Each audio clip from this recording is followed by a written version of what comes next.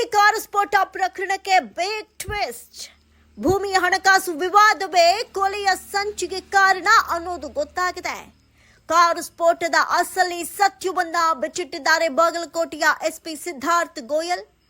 Wine shop ವ್ಯವಸ್ಥಾಪಕ ಹನುಮಂತ ಥಣಿಯ ಹತ್ಯೆಗೆ ಪೂರ್ವ ಯೋಜಿತವಾಗಿ ಕಾರು ಸ್ಫೋಟ ಮಾಡಲಾಗಿದೆ.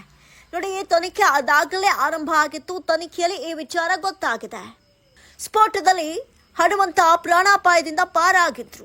ಹೌದು, ಬಾಗಲಕೋಟೆ ಜಿಲ್ಲೆಯ ಜಮಖಂಡಿ ತಾಲೂಕಿನ ಹಿಪ್ಪರಗಿಯಲ್ಲಿ ಇತ್ತೀಚೆಗೆ ಸಂಭವಿಸಿದಂತಹ ಕಾರು ಸ್ಫೋಟ ಪ್ರಕರಣಕ್ಕೆ ಸಂಬಂಧಪಟ್ಟಂತೆ ಪ್ರಮುಖ ಆರೋಪಿ ಶಿವಾನಂದ ಪರಸಪ್ಪ ಜಲ್ಲಿ ಕೃತ್ಯಕ್ಕೆ ಸಹಕರಿಸಿದ ಆರೋಪದ ಮೇಲೆ ರೇವಣಪ್ಪ ಜಲ್ಲಿ, ಮೊಬೈಲ್ ಹಾಗೂ ಬೆದರಿಕೆ ಸಂದೇಶಕ್ಕೆ ಸಹಕರಿಸಿದ ಮಹಾದೇವ ಸಂಗಾಪುರ ಮತ್ತು ಮಲ್ಲಿಕಾರ್ಜುನ ಭದ್ರಾಪನವರ ಸೇರಿದಂತೆ ಒಟ್ಟು 4 ಆರೋಪಿಗಳನ್ನು ಪೊಲೀಸರು ಬಂಧಿಸಿದ್ದಾರೆ.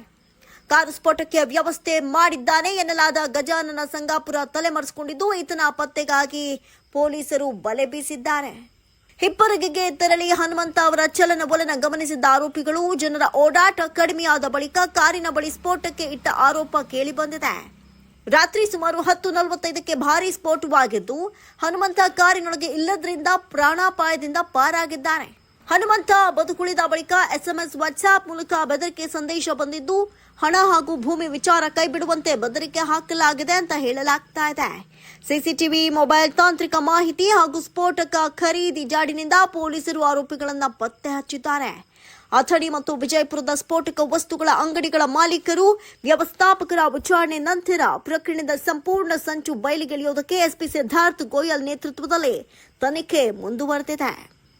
ಯುನಸ್ ಪಠಾಣ್ ಅವರ ಸಾರಥ್ಯದ 7 TV ಕರ್ನಾಟಕ, ಇದು ಜನಪರ ಧ್ವನಿ. ನಮ್ಮ ಚಾನೆಲ್ ಅನ್ನು ಇನ್ನೂ ಹೆಚ್ಚಿನ ಸುದ್ದಿಗಳಿಗಾಗಿ ನಮ್ಮ 7 TV ಕರ್ನಾಟಕ ವಾಹಿನಿಯನ್ನು ಸಬ್ಸ್ಕ್ರೈಬ್ ಮಾಡಿ, ಲೈಕ್ ಮಾಡಿ ಹಾಗೂ ಶೇರ್ ಮಾಡಿ.